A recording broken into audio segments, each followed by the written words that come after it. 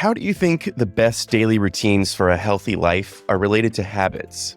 In today's self-help podcast episode, we explore why routines are worth revisiting today in the context of habits. We then examine the nature of routines and how they're an important factor in our lives. Lastly, we share insights that we've compiled on how to effectively handle the difficulties that we all may encounter with implementing routines in our lives. Welcome to Surviving Humanity, a self-help podcast, where we shift your perspective to help you overcome the obstacles in your life. We are Wesley Jackson and Andrew Gilley, and we hope to foster a sense of connection and community over our common struggles, while providing you with the tools to overcome them. As always, our Facebook, subreddit, and Twitter are the best places to go for community, connection, and support. Links to these are in the show notes. Let's get started. So, Andrew, what are the best daily routines for a healthy life? Let's start by talking about routines. So your routines are a collection of habits that you bring to your day. You are what you do, and your routines are the things you do most often. Routines can be negative or positive. Brushing your teeth, for example, is positive, and smoking is negative. Brushing your teeth contributes to your life and health, and smoking does the opposite. Though for a long time, I found one of these significantly more appealing than the other. It's the smoking. Since our habits shape our personalities, it's important to examine your routines and think about how they're impacting you, because what we do is who we are, and we shape ourselves when we make each choice. So it's very important that your most important things, the things you want to become, are repeated every day. That's so true. It is really something that you have to put in the effort for every single day.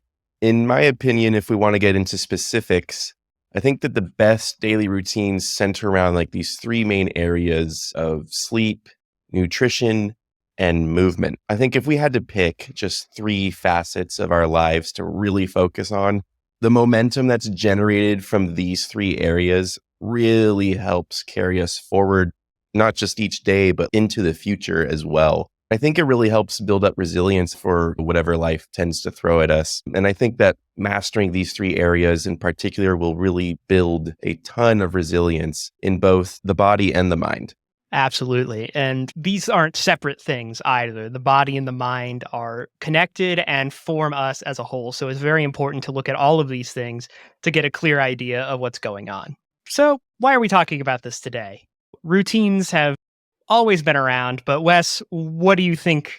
What's changed? Because the routine that we most often find ourselves performing on a day-to-day basis, perhaps I'm just speaking for myself, but it's scouring our phone for new notifications on whatever website or social media app we've got downloaded on it, or doom scrolling on social media. These routines generate the opposite of momentum, and so many of us are stuck in this kind of hamster wheel where we're not actually running anywhere. And yet we're still expending energy on these routines. And they're just unproductive at the end of the day. Not just unproductive, but in fact, harmful to our progress in life and our mental health, especially. Because if we're just doing this every day of our lives, just think of how much time that adds up to after a year or even 5 years for that matter, or 10. Social media has been around for a very long time now. How much time have we spent on it? How much value have we actually gotten out of that? I don't want to know the answer to that question. That's terrifying. I'm sure Twitter's got it somewhere for me, but... Oh, God, yeah. I'm sure that they've got the data on that. Oh, yeah. In last episode, we were talking about advertising its effects on this, and this is a great point here, is that a lot of our routines are now based on social media who make all their money through advertising, and we discussed a few of the ways it's harmful on last episode. So these kinds of problems associated with social media, lower self-esteem, the intensification of stereotypes, the photo editing that leads to false perceptions, all of these things together create big problems, and our routines intimately involve these things. For me, it's particularly just the doom scrolling. I'm not really as compulsive a poster, but you're looped into your friends too. You're liking all your friends' posts, and it's a way of socializing. But it's kind of a whacked out way of socializing. It doesn't form the same kinds of personal connections that we do through like real conversation or in-depth talks versus a 280 character tweet. Yeah, it used to be even shorter, right? It was like 140 originally. Yeah, they doubled it like 2016, I think. Jeez. So how important do you think then routines are to our lives at the end of the day? Routines are what make up our lives. Our lives are made of days, our days are made of hours, and our routines are what fill those. So cultivating good routines is good because the more you do something, the more it becomes a part of you.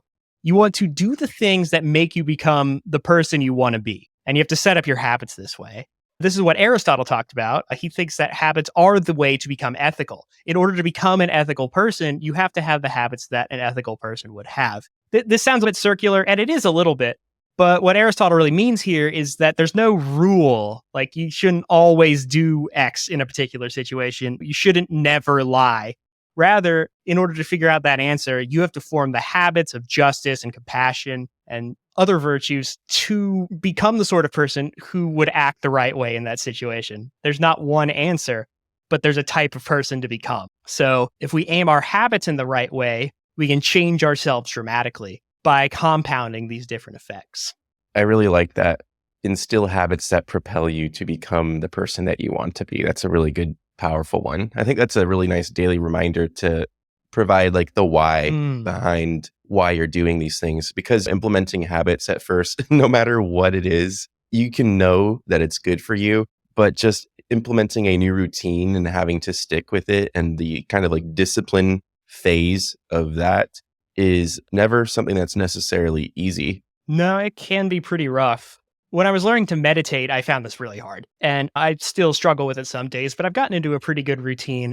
What the meditations themselves were doing was telling me to set an intention, to think about why I'm meditating, who I'm meditating for, who it helps. It helps not only me, but my loved ones and everyone around me. Yeah, I think intention setting is really good. Yeah, like loving kindness meditation or metta is really helpful for that too, because instead of directing it towards the self, so you're directing your meditating out towards others. It's like a social meditation. It's pretty interesting. Fan of it. There are different feelings, yeah. What's really interesting is that researchers from Duke University said that up to 40% of our behaviors on any given day are driven by habit, aka routine. So I just want everyone that's listening to think about that for a moment. Up to 40% of our day, and thus our life, because as you said, our lives are made up of days, hours, minutes. That means we're essentially operating during this time on autopilot. So it's important that we all get a bit more of a handle on our own routines. And like you said, Andrew, be more intentional about them. What would we say then is the reason here for this urgency? Why are we talking about this right now?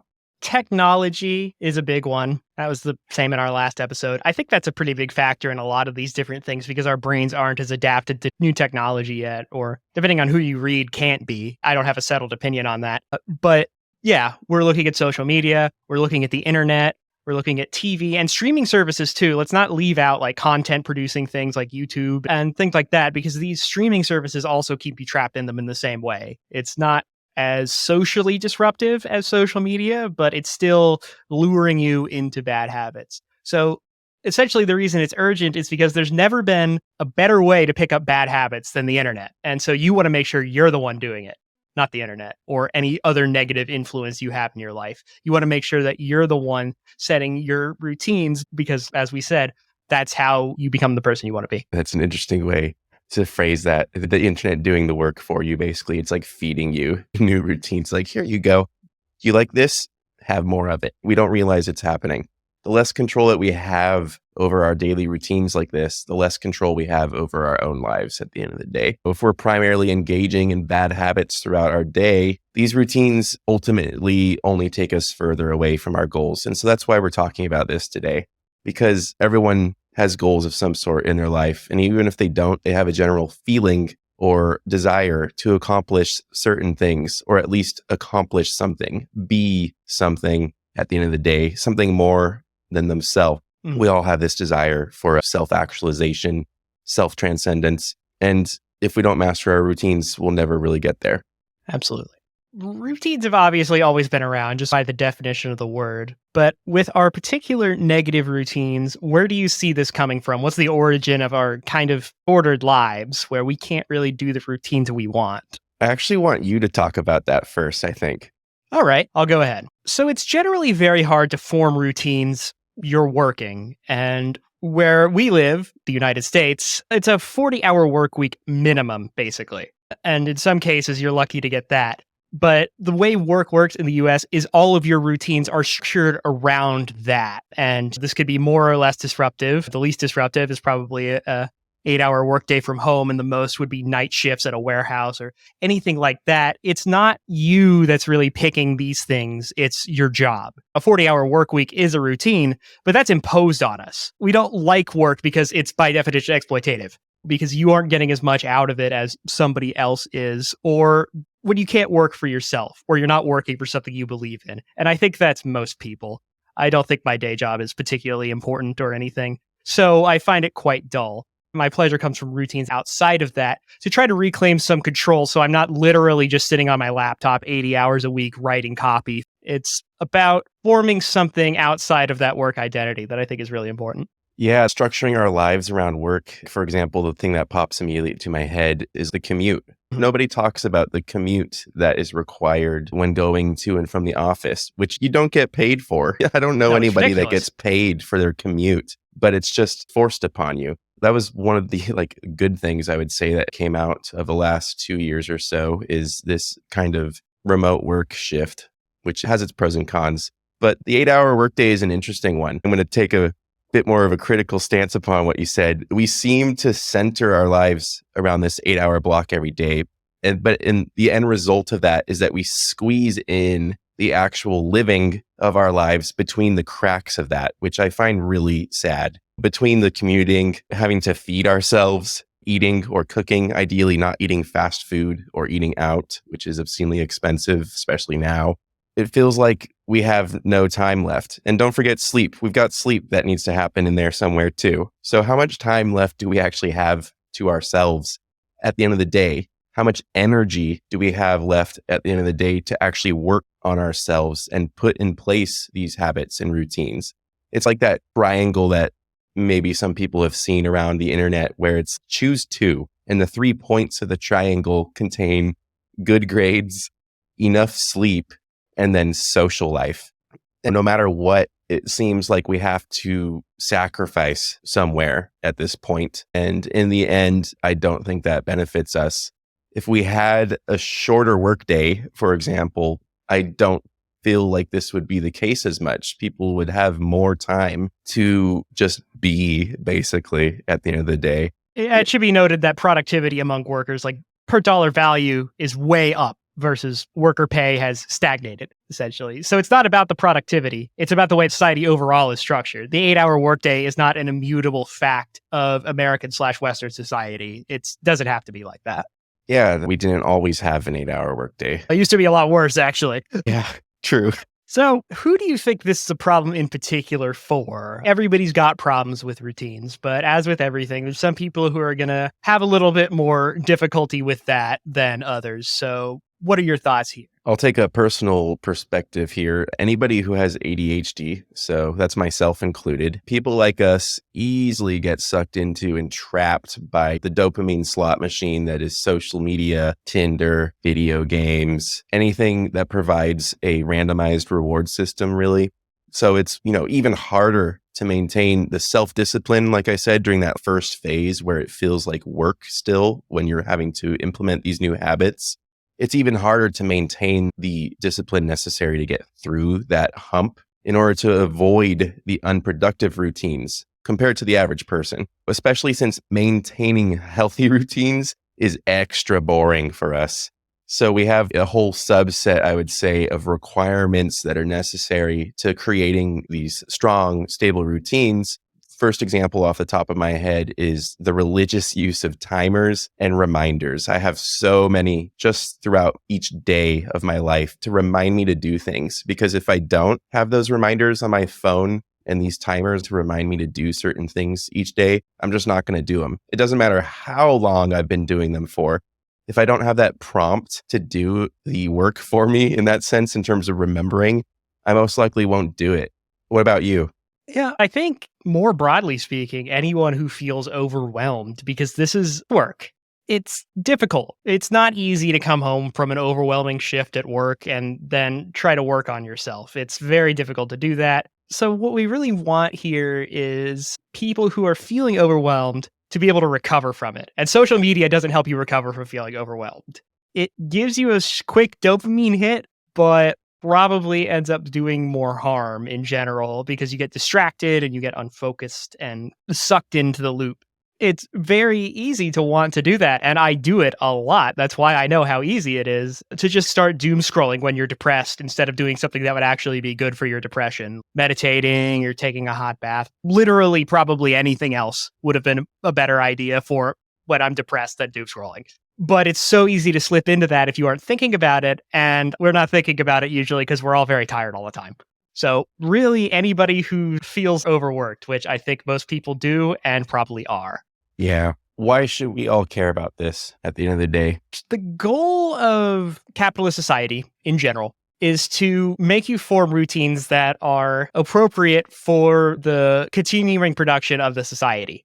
So that's the work week, that's consumerism, that's anything that leads into the circular profit system. So when you're looking at that, we have to make our habits work for us, like I've said, because they're disrupting your habits by chunking in the 8 to 16-hour workday. It benefits other people because it benefits your employer to have you working more, but not necessarily you. So when we care about our habits, we want to make sure we're working toward appropriate goals. And some of these goals are going to be different than the ones that society foists upon you. Striking that balance is tricky, and I certainly won't claim to be an expert at it. But aligning yourself on the right path is really important because, as James Clear talks about in Atomic Habits, little differences add up over time. If you become 1% better at something per day, he points out that means 37 times better at something after 365 days, a whole year. These things really compound. But the problem is, so do the bad ones. When I was like, oh yeah, I'll have a cigarette at a party. Oh yeah, I'll just buy the 1 pack. And then for there, I smoked for like 6 years. So getting 1% worse every day, also something to watch out for. Yeah, I think the proof is really in the pudding there with the math. And I think that really helps simplify it in a really easily digestible way. When it's 1 to 37, that's a big difference. And that's just in 1 year. Think of the potential if you swap out a bad habit that you're doing every day for a good one. And then when you compound it from 1 to 37, that's just crazy to think about. The momentum. So implementing routines takes time, space, and patience, right? So if we don't have the time in the first place to adopt these new routines, like you said, while maintaining both a healthy social life and a productive work life, then there's clearly something wrong here. I think in particular, something that's really wrong is our children, with so many of them now growing up with a phone or a tablet in their hands as early as the age of 2, spending an hour or more watching YouTube or even TikTok every single day. What do we think that's going to look like when they grow up later on? We're planting the seeds of addictive behavior patterns right now at such a large scale and at such an early age. I can only wonder as to the consequences that this is going to have 10, 20 years down the line. We're basically producing slaves to screens on an unseen scale at this point. But let's try to wheel this back to something more positive. Andrew, how do you think routines are tied back to habits at the end of the day? Because they are a little bit different, right? Yeah, a routine's how you create a habit. So a routine you can deliberately choose. A habit is something that you do, like you cited the Duke report, mostly unconsciously. So we all have habits, and those are the things we do without really thinking about them. Again, good and bad.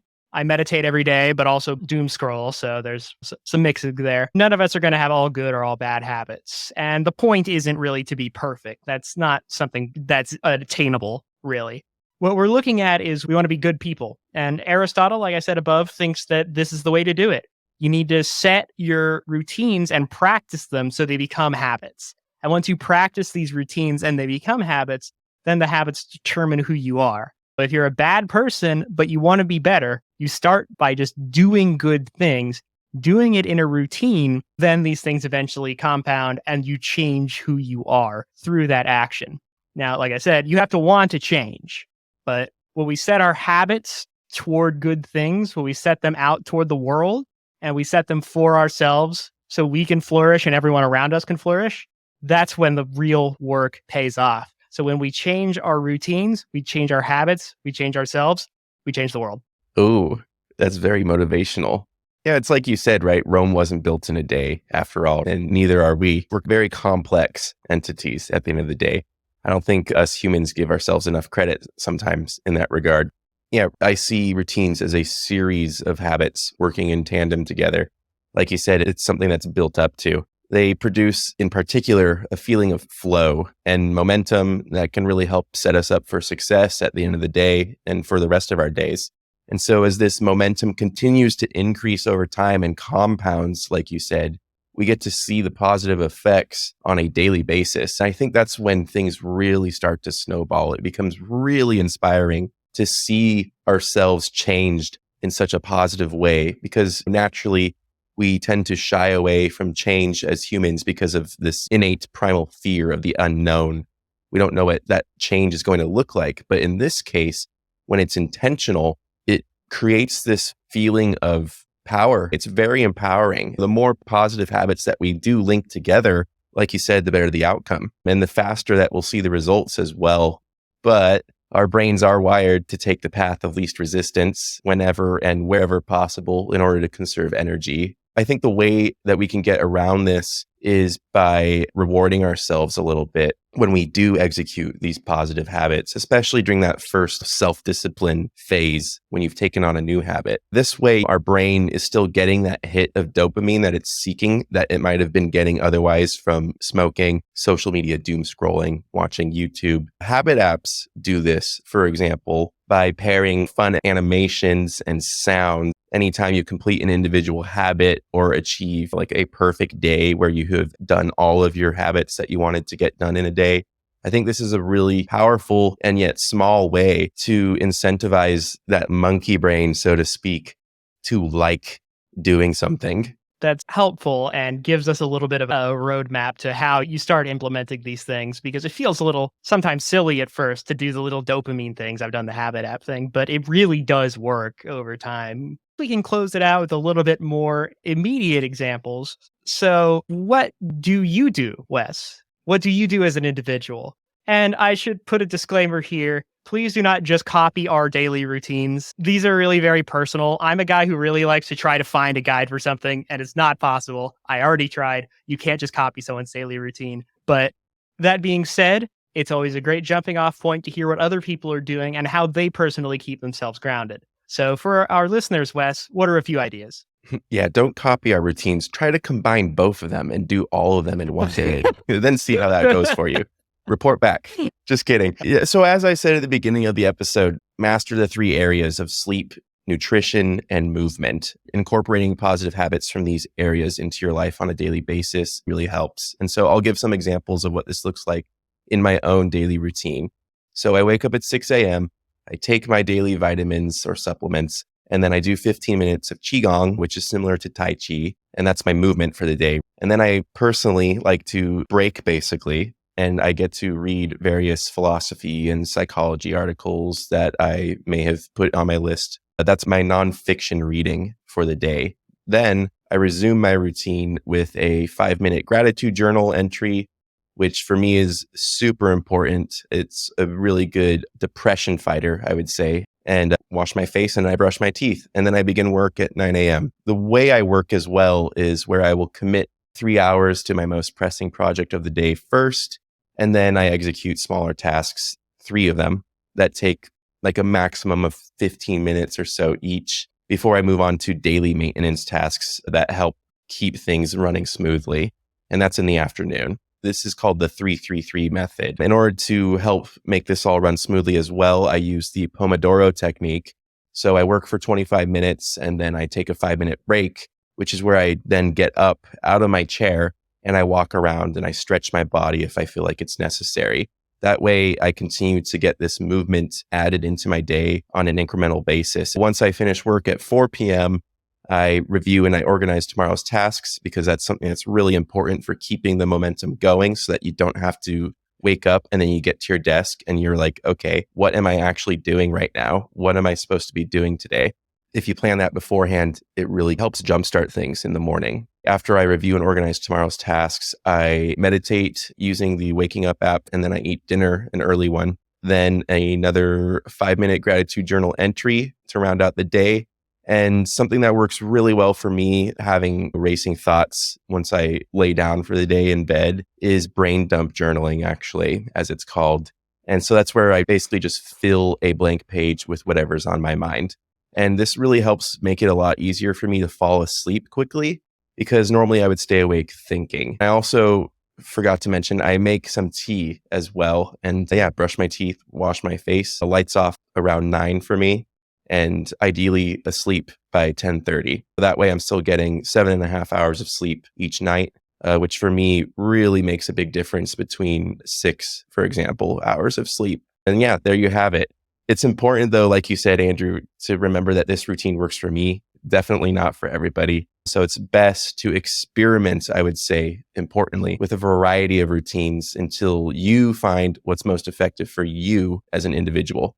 That felt really long, but honestly, it's not as much as it sounds. But what about you, Andrew? What do you do on a daily basis? I really am realizing right now how similar our schedules are, except that mine has shifted around a little bit. So probably I'll talk more generally, but wake up, meds, coffee, meditate, morning pages, which are essentially your brain dump journal, but I do them first thing in the morning and then I start writing. Oh, interesting. Yeah. But like this advice is not going to be useful for non-writers. This is the sort of thing I'm talking about. But yeah, the main thing I try to avoid doing, which I failed this morning, honestly, was don't look at your screen when you get up. Don't look at your phone when you get up. I failed this morning because I was worried about a text message. There was nothing I really was panicking about. It's just, I need to make sure nobody needs me. That starts out, you're thinking about a whole bunch of different things. You're looking at Twitter. Oh, now I might as well check Instagram while I'm here. And now you're thinking about 50 different things. And I find it impossible to write like that. So don't start your day online if you can. Nicholas Carr says in The Shallow, 30 to 40 times a day, we interrupt ourselves checking email. And it's probably way more than that with any kind of notification on your phone. So while multitasking can be beneficial, it's not for the kind of stuff I'm doing in the morning. I'm trying to get into flow, trying to sit down and write. Aside from my meditation app on my phone, I try not to look at it. Apps that block stuff are helpful. I have Freedom. There's a whole bunch out there. So yeah, if you give into the Twitter, there are apps that can help with that too. My main point here is not that Twitter is bad itself. The point I'm making is that you have to be deliberate because it's okay to take a 5-minute break to check Twitter. There's nothing wrong with that as long as you're doing it intentionally. And that's the big problem. I'll literally put 15-minute Twitter break in my calendar for the day. But a 5-minute Twitter break, try to get to a 30-minute one, that's when you have the problem. So looking from that perspective and how you can make your phone work for you, not against you in these kind of contexts, is pretty important. And your computer, same deal there. Depends on what you work on. One last thing also, don't go on your phone in bed. The blue light's bad for your brain. The distractions are bad for your brain. It just ruins your sleep. Sleep is very important, and we're basically conditioned since high school, I would say, to get by with less than the sleep we should, just because that's what's expected of you because of how much you're going to have to work when you grow up. So to sum up, what can we do? Make sure that your technology is working for you and not against you, and make sure that when you're setting your habits and thinking about your routines, that you're focusing on who you want to be. From there, the rest follows. I like it. Take us away. All right. Thank you so much for listening, everybody. Tune in next Tuesday when we'll have Mike Davidson, a motivational YouTuber with over 1 million subscribers, on the show to share his experience with routines and how, through our understanding of them, we may just survive humanity. If you want to help support us, please join our exclusive monthly book club on Patreon, share the podcast with others, and don't forget to follow, rate, and review us on your favorite podcast platform. And before you go, do you feel like you could benefit from a boost to your morale? Then why not give our 7-day self-confidence challenge a try?